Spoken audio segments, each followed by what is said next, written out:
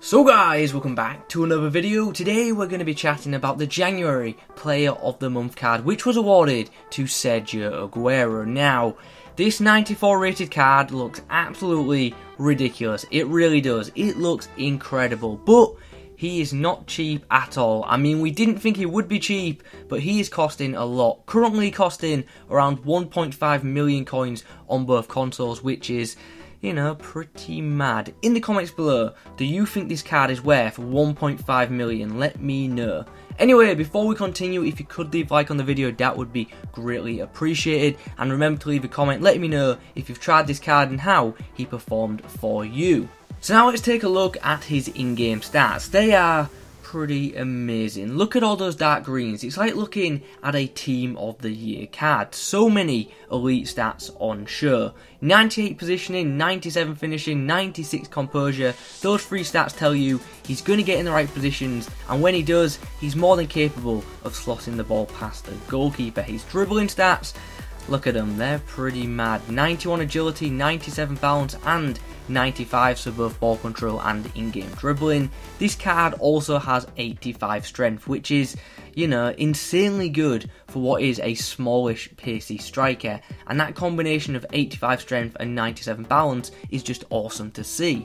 Okay, now let's get into the in-game clips and chat about how this Player of the Month Aguero performed for me. And you can probably tell I'm going to have a lot of good things to say about him because, you know, this card just looks great. And in-game, I did think he was brilliant. His pace of 92 is excellent, no complaints there. His acceleration is much higher than his sprint speed, so off the mark, you know, he's rapid, and he does reach his max speed of 88 very quickly. The dribbling on this card was absolutely fantastic. He was incredibly fluid with the ball at his feet when dribbling, and very easy to manoeuvre around defenders for most part.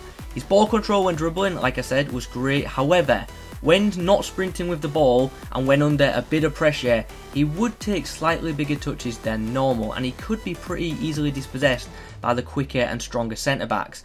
And when I say that, I'm talking about players like Sergio Ramos and Eric Bailly, for example. Anyway, let's move on to the most important thing, his shooting, which I thought was absolutely amazing. He is incredibly clinical in front of goal, and that 96 composure definitely helps. He's very calm in 1v1 situations, and due to him making great runs, he gets those kinds of chances regularly. From distance, he's a threat as well, and his shot power I thought was brilliant.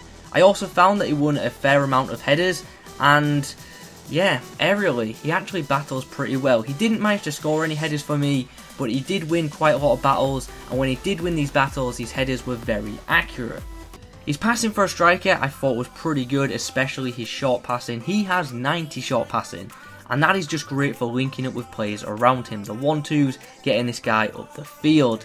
His long passing as a whole is pretty average, but to be honest, that wasn't a big deal for me, and I don't think that'll be a huge issue for most people either.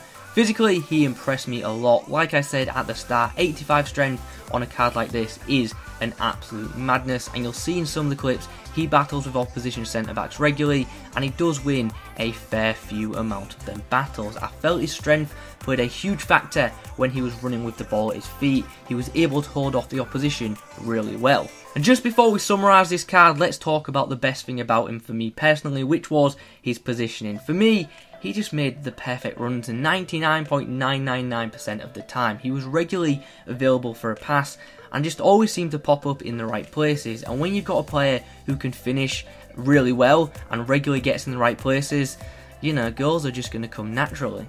Okay, so in summary, this is a great card, and better players than I are going to have an absolute field day with him in their squad. For me, there is no standout negative. So maybe now you're wondering, Kieran, if he's that good and has no standout negative, why haven't you given him a 10 out of 10? And simply put, as great as this card is, it's not as good as some other elite strikers like Inform Ronaldo, Icon Henry and Team of the Year Kane, players like that, but still it's a pretty amazing card and 100% is going to score you goals. But is Player of the Month Aguero worth getting?